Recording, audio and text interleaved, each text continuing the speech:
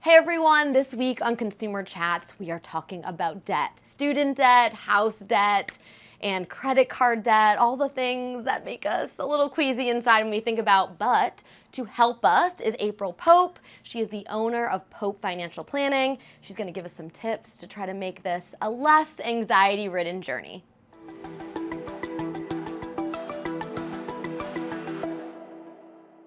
So April, debt.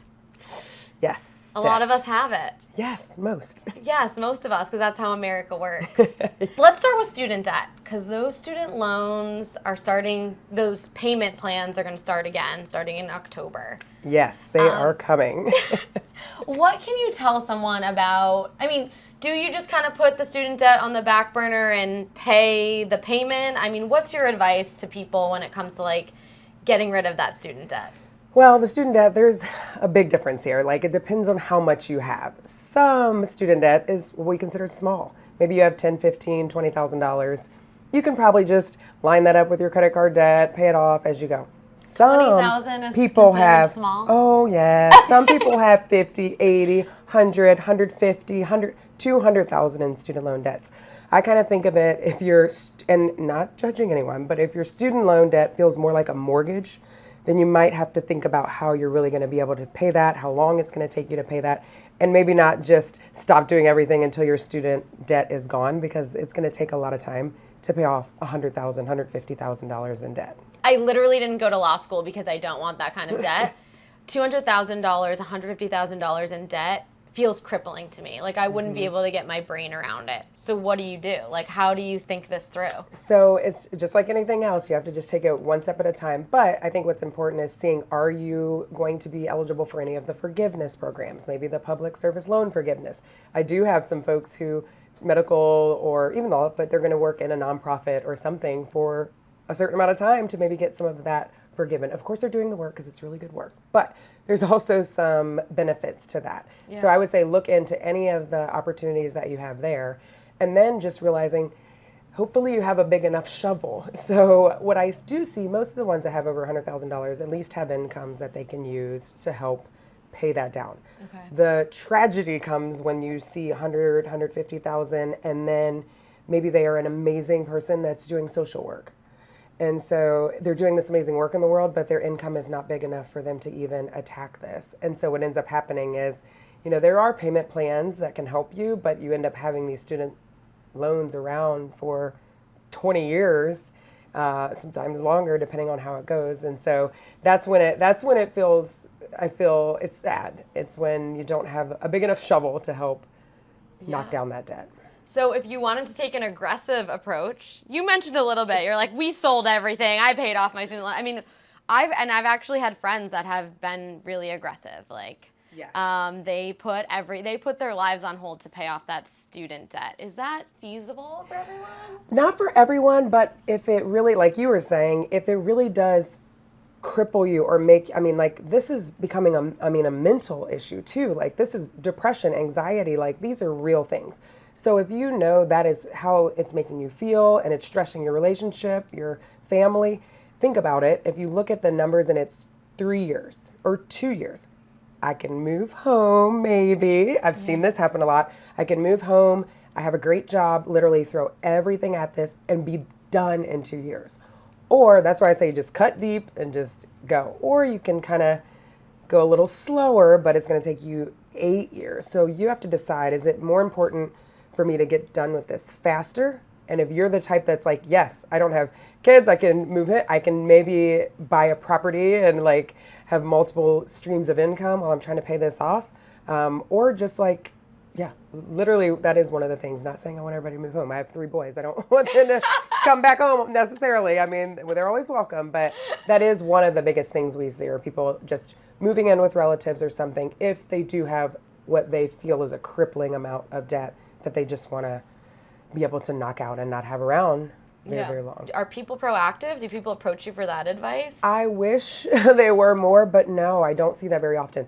And where it's missing is right at the high schools. And like I was mentioning, I was a high school teacher, and we did teach this. And then we did have those students who, they actually came to class and they're like, all right, I looked at these 3 schools, here are my packages. And what I would have them do is, which they don't often do, you just go and you sign, you don't even know what you're signing. But I would have them calculate what their payment would be and then do a fake budget for when they're an adult.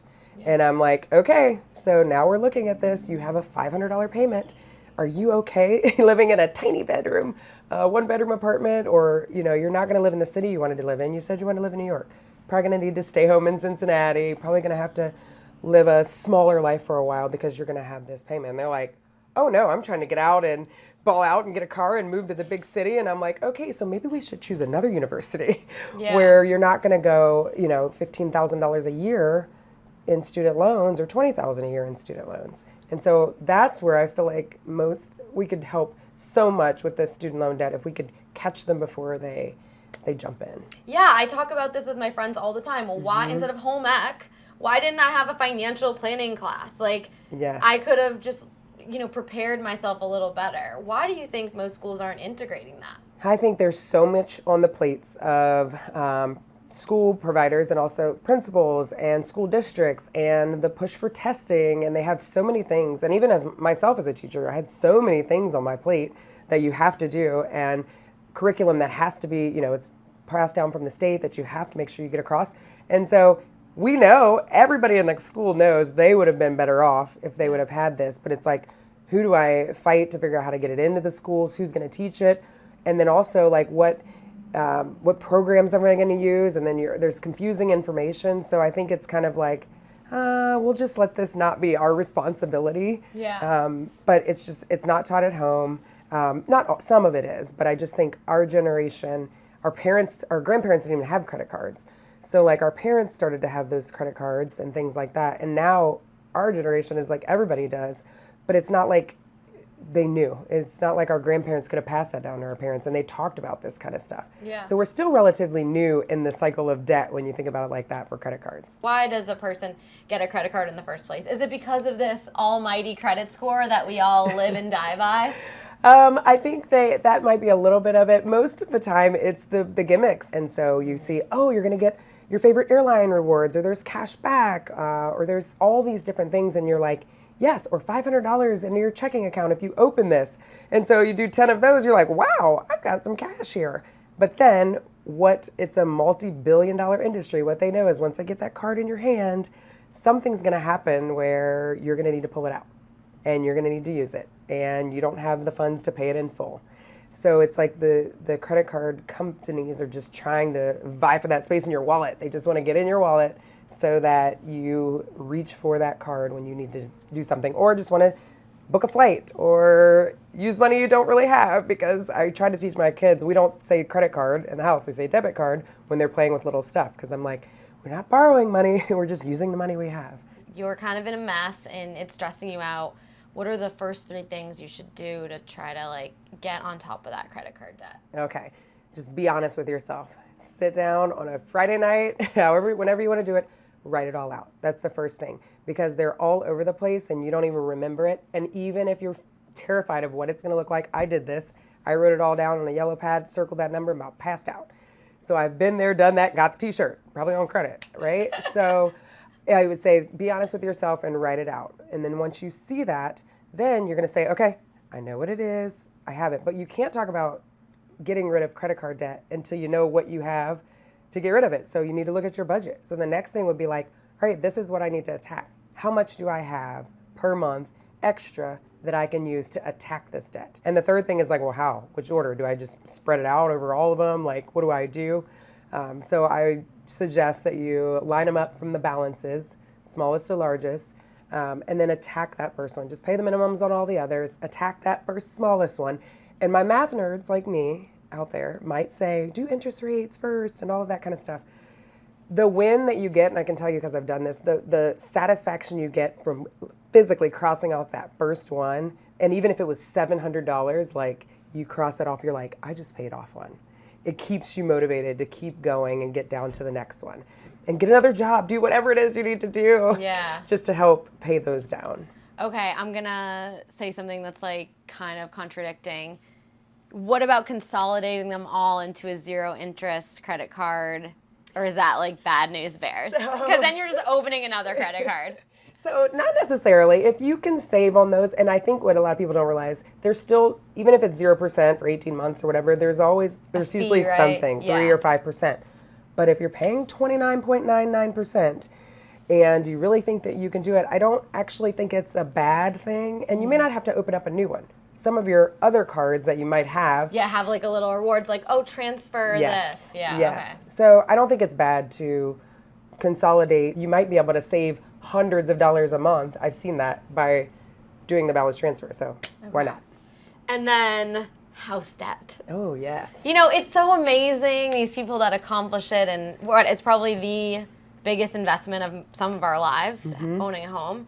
But like, you own it, but like not really. You just have a bunch of debt. You're right. You're right. Absolutely. I know. It's like, I always laugh when you're doing an application, like, do you own or you rent? Like, well, technically I'm renting from the bank. Yeah. I'm renting from the bank. I mean, I don't own it if I have a mortgage, but I'm in the process of it. But Right. I just checked the box. But yeah, you're right. I mean, if you are going to buy a house, it is a big investment and you are taking out a large loan. That does go for long. You can have them for, some people think you always have to have them 30 years. That's not the case. You can get 15, 20-year mortgages. So I always think when you're thinking about buying a house, why are you buying it? It's not the answer for everyone. Yeah. Everyone doesn't need to buy a house. So maybe you're not going to be in this area. Maybe you like to move around. There's nothing wrong with renting. And I get this a lot with my younger clients who are starting families and not sure what to do. And they're like, first thing, okay, we got to go buy a house. I'm like, let's maybe just wait for a little bit. While you're trying to start a family and a new job and moving to a new city and maybe, having kids, maybe let's just rent for a while. And when the leak, like the toilet breaks or the roof leaks, like let the landlord handle that. Like, right. Let me just pay my rent and, until I'm ready, until you have savings. Because the worst thing to do is get into a house too soon that you can't afford. And then, you're stuck with a huge payment. Now everyone has like passive incomes. Everyone has two homes. I just feel like that's like a normal thing now. So for some people, while owning a house isn't the answer, there's other people that have two homes. Yes. So what do you think? Is that just a sign of the times, or how beneficial is that for some people?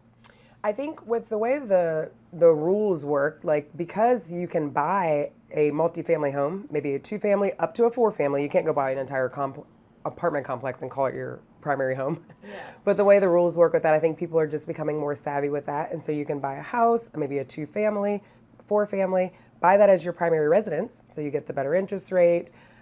You live there for 2 years. And then let's say you had friends and you had a 4-family. Yeah. You live in one, your other 3 friends are renting out the other. That's going to cover your entire mortgage. For someone just sitting at home, worrying about this day in and day out, what's some general advice you can just give them no matter what sort of debt you have? So just remembering that if you can afford it, just use your own money. And that's what we talked about, the credit score. Like everybody worships at the altar of the credit score, but a credit score is really an I love debt score. You cannot have good credit without having gone into debt, because to have a good credit score, it's how long have you been in debt? How much debt do you have? Do you have different types of debt? So literally they're measuring debt. And they never ask about your income, how much money you make, what's your net worth. That's not it. It's about all the types of debt you have. I think not getting sucked into the, I want to do this for the rewards, or I want to do this for that, because it is a trap. And it does blow my mind about the credit score, because you've dealt with millionaires that have bad credit because they can pay for everything. They don't need to borrow, but they couldn't go take, or they get denied for certain types of loans because they don't have debt. Yeah, it's no credit. So it's not even that they have bad credit, they have no credit because they're not borrowing. So the only way to get a credit score is to have borrowed something, and they send that information to the credit bureaus. So if you don't have a credit card or a car loan or a mortgage or anything, so let's just say you had cash and you just started buying things, you actually wouldn't have a credit score. Yeah. So things that could happen, let's say you could have $1 million in the bank right now and want to go rent an apartment, and they want to check your credit, and you're like, I don't have credit. So if it's just AI, something that's just doing it, you'd get denied because you don't have credit. You're like, I could probably buy the entire apartment building with my checking account. But they're like, oh, Can't you don't rent have this one. we have a 650 credit score requirement, and we are good with that. You don't care that no. Because you did reveal to me before this started that you had the opportunity to live in South Africa, and tell me what, like, they have a different way of thinking when it comes to their electric. Tell me that story again. Yeah, just the simple concept of how we pay for our utilities and electric. And I was living with my host family, and they went to go buy an electric card. And so there you go to the town, you buy an electric card, you put however much on it, go back to your house, punch some numbers in, your electric comes on. Yeah. When that card runs out, you're out of electric. So I was trying to explain them. I'm like, do you get like a Duke bill? Or like, they're like, what? Like somebody would let you use all your electric and then send you a bill and then you would send them money later? And I'm like, yeah, that's how the world works. Well, at least in America. Like, it was just mind blowing. Yeah, but to them, we're you're in already debt. in debt. They're like, yeah. why would you be in debt for your electric? And when you look at your budget, look at how much you're spending on that debt and think about what you would do if you didn't have it. So if your credit card payments and your car payment add up to $1,000 a month, imagine if you just got an extra $1,000 a month, what would you do with that? Would you be traveling more? Would you be saving up for something you really want to buy? You know, would you be, whatever you could do. So that's kind of the motivation. That was our motivation. Like, I want to use this money to have more fun with my family, not to keep paying back these creditors. Yeah. Okay, guys, April Pope, everyone. That is the message you're going home with. Pay off that debt, do whatever you can, and try not to spend more money to put yourself in. Local 12 has more consumer stories just like this. Don't forget to click the links and press subscribe.